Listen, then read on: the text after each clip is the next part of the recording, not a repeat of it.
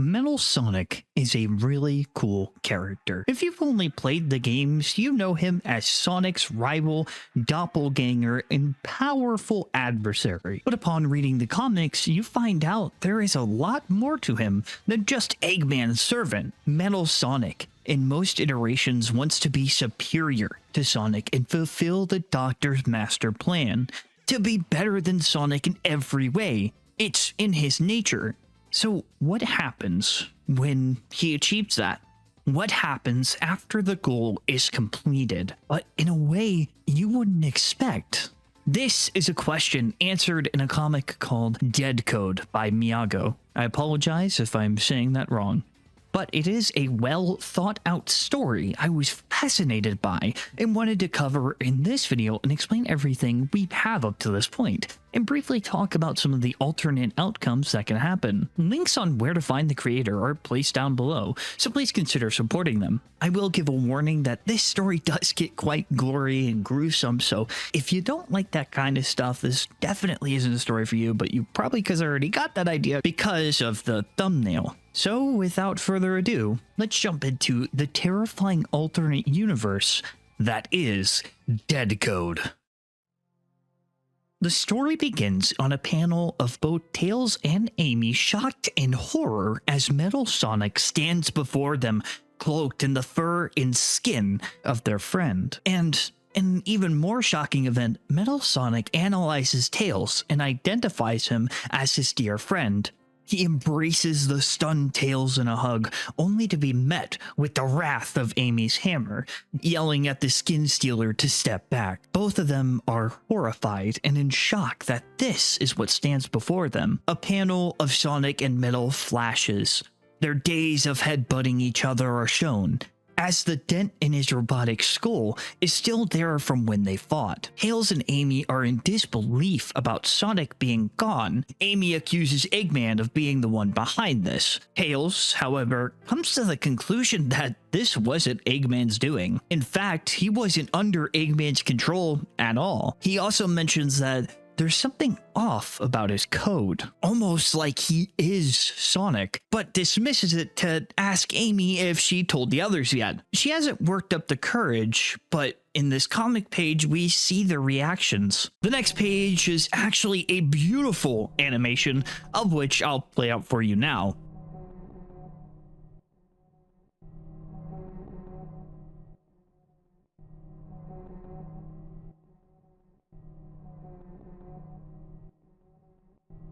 Amy is already haunted by the memories of the one she adored so much, to the point it's been consistent. This is actually shown beautifully through visual display, and you'll hear me say that a lot throughout this comic. Though, before the story progresses, the comic shows us a time when Sonic was alive. This does tend to happen. He seems to be picking out 3 tarot cards Amy placed before him, and when she flips them, it seems to be going great, up until the future is revealed, in which the tower is upright.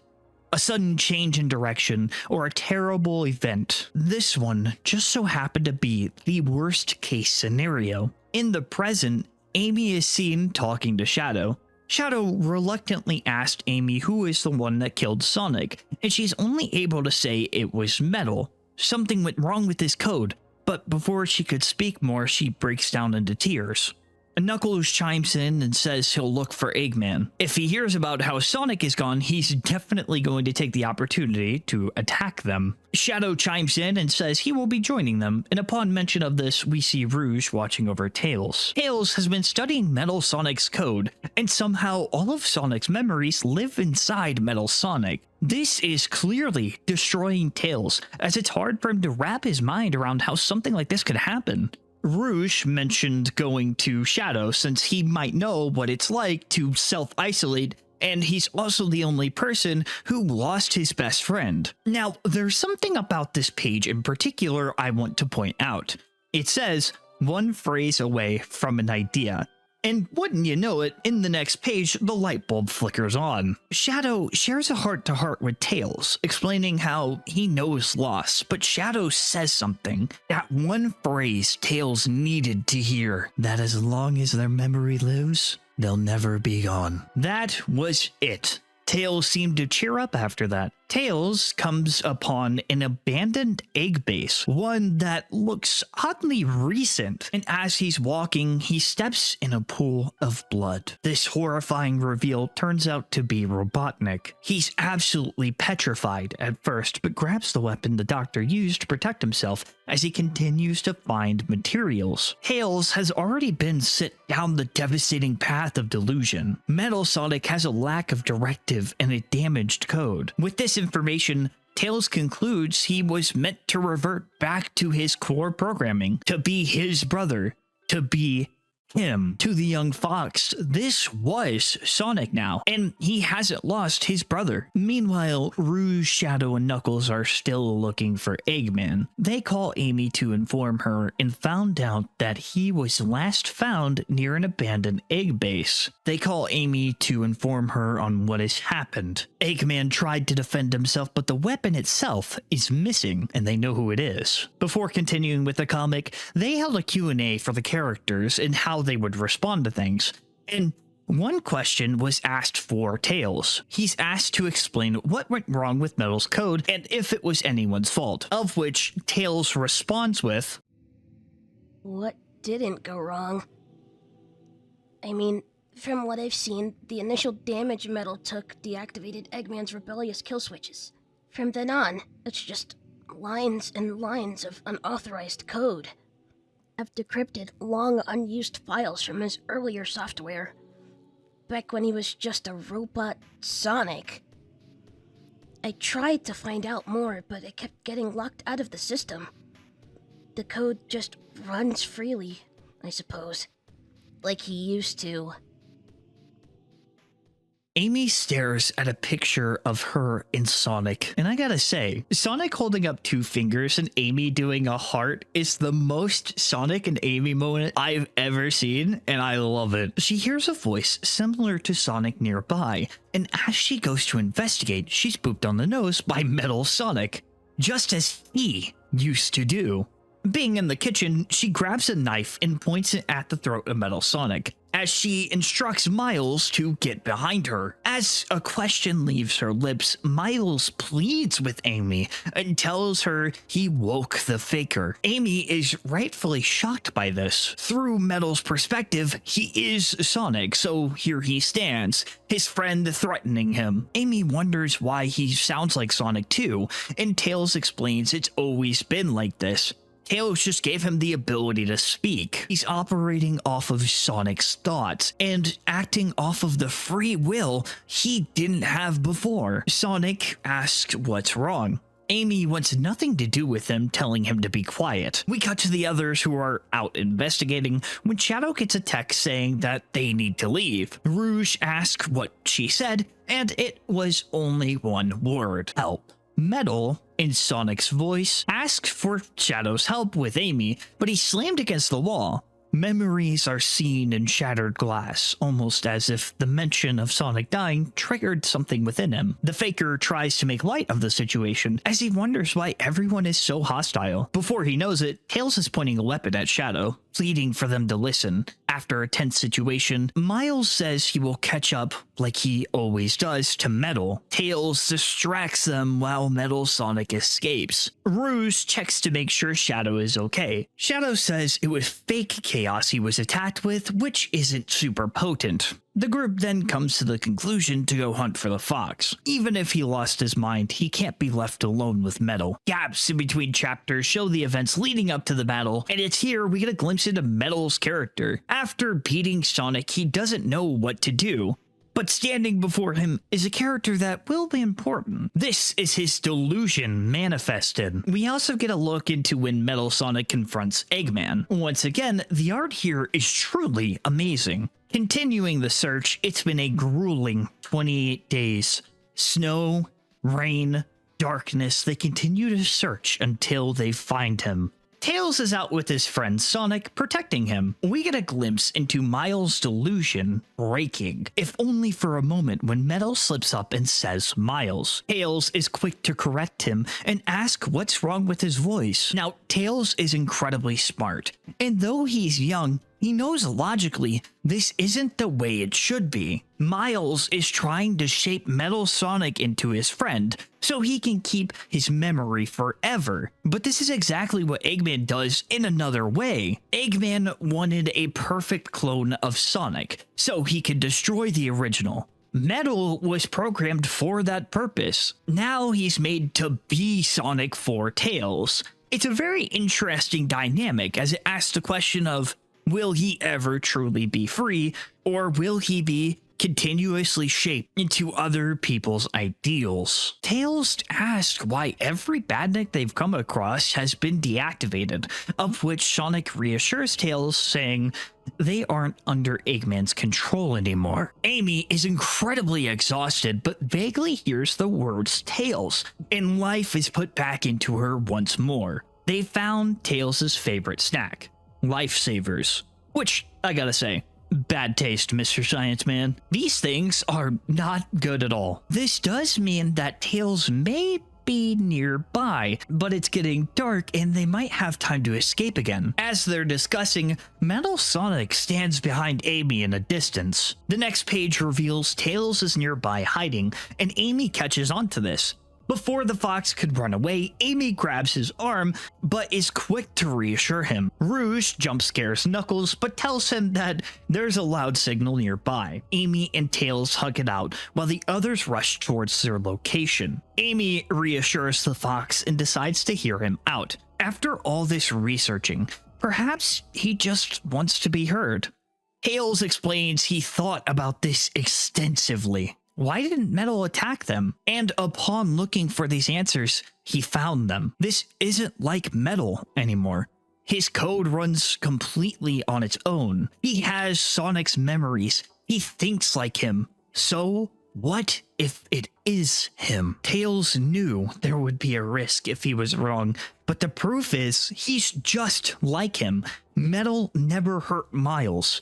He talks like Sonic, and he's protected him just like his brother would. Amy says with tired eyes that she trusts him, but he needs to go home. Tails asked her to give Metal a chance. As Amy makes the promise, ringing could be heard.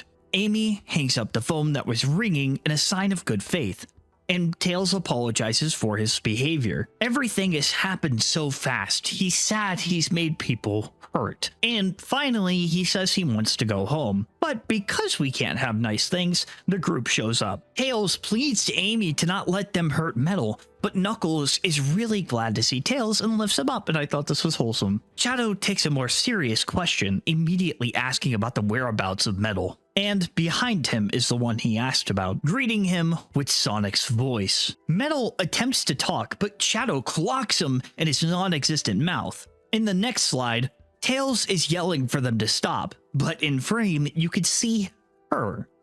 Delusion. This is clearly from Metal Sonic's perspective. He's not fully convinced he is Sonic, in my opinion. I think he knows and is simply pretending in a way. I think he's trying to take his place in his own way. Tails pleads once more for Amy to put sense into them, but it doesn't end well. Tails knows that this was a lie. Shadow attempts to talk with him, but he's mentally shattering, his will breaking into pieces. He doesn't want to hurt anyone, he just wants to help. Shadow knocks Tails out to prevent him from causing any harm. Metal Sonic imitates a sigh, understanding the situation. He truly did just want to talk, but 4 against 1 isn't fair. He recounts how he fought Sonic and won fair and square one-on-one. But if they want to play unfair, he will too. He commands all offensive units to have a new directive. Keep them busy, but notes not to terminate. But just like Sonic, Metal isn't giving up on talking yet. A metal shadow appears, and it goes to keep him busy. Sonic even makes a joke. Amy goes to take Tails to safety while the others try to stop him, and as if to recreate the moment of Sonic CD, Metal takes Amy away. Standing on an icy cliff, Metal places a flower in Amy's hair, Delusion standing behind him. A scene plays out in his head. Sonic is seen to be mocking him and his nature before breaking down. Metal continues to be haunted by this version of Sonic, arguing that he's not like that. Sonic says not to lie to himself, but his throat is slashed. This only proves his point further.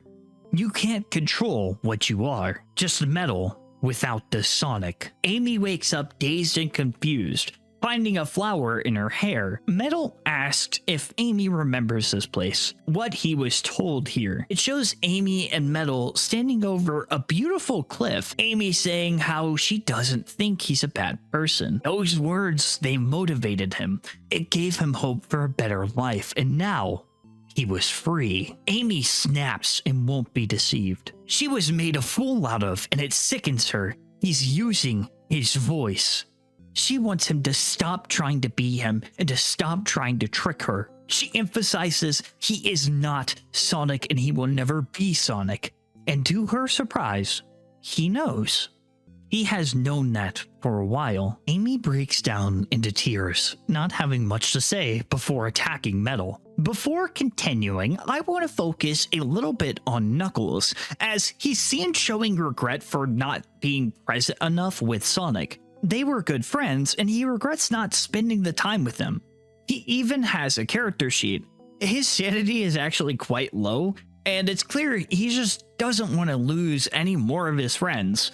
And a note says he wants to be more present, not holding any regrets since he lost Sonic. This is a pretty cool character arc as it gives him depth in the story, but the tensions only rise when Amy blasts her hammer towards the imposter. Metal doesn't want to give up yet, and he dodges. The words, "I had to do it," in Sonic's voice echoes through the mountain. And that is what is currently available for Deadcode. I know, I'm waiting for the continuation too. This story is so good. The art style perfectly reflects the character's emotions so well, and the color palette and effects are just spectacular. I know the artist was quite critical of themselves, and I know it's natural for artists, but you should be proud of all this.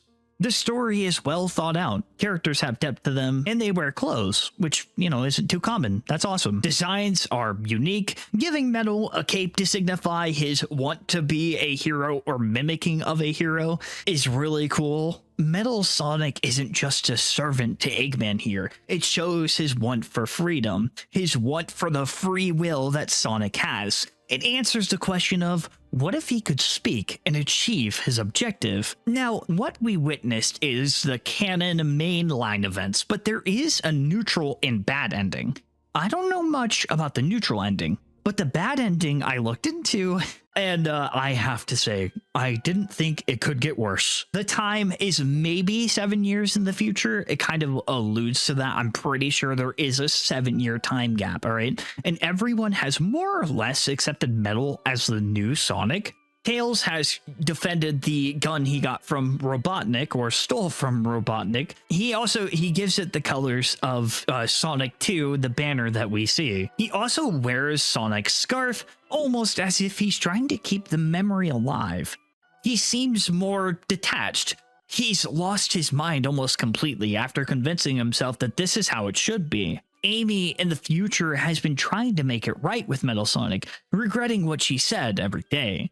Though you may be surprised to hear she's not all bad mentally, but if everyone else is struggling, why is she okay? And that's her character arc for the future. Tails has fallen mentally, and when Amy sees this, she feels guilty. Why doesn't she feel that way? Why does she get to be okay? This story is seriously awesome. I know most people won't get this, but in Warhammer, there are these things called the Necrons, and they are kind of like these ancient robots. Some factions are called the Flayed Ones, where they eat flesh of those who have a soul and wear their skin to chase something that was taken from them. For some reason, this kind of reminds me of that, and I know I didn't really explain that. Shout out to the one Warhammer 40k guy that understood that. In the main story, Metal Sonic wants freedom and is willing to do anything necessary to achieve this. In the future, I think Amy is going to die. I really think she's not going to be convinced in the main timeline, and once she's gone, the others will fight. It's her sacrifice, that will cause a battle to end it once and for all. But it will be tragic. They will hear the pleading of Sonic, begging for them to listen, begging for them to just talk it out. His brother, dearest friend, rival, they will hear Sonic's pleas and not Metal Sonic. The thought honestly breaks me inside, and I am not ready for it. Because imagine your friend is asking you to do the right thing, where you truly are put in a position where you are the villain. And in a sense, you are a hero because this is the right thing to do. This thing killed your friend and wore his skin and tried to take his place. But he's pleading in his exact voice. 1-to-1. That is just a terrible thought, and it is entirely speculation, but would be a very interesting direction for the story. But let me know your theories down in the comments below, and be sure to support the creator. Oh, and use code Dunkachi on your cheeky order to get 10% off. There's a cool solo leveling box that's out, but it's limited time, so get it while you can. Oh, and I've actually just been informed that November 23rd to the 1st of December, you could actually get 20% off of your order. So if you're considering trying out Cheeky and seeing why I won't shut up about it, now is your chance. And also, it'll support the channel. Subscribe and stay spooky.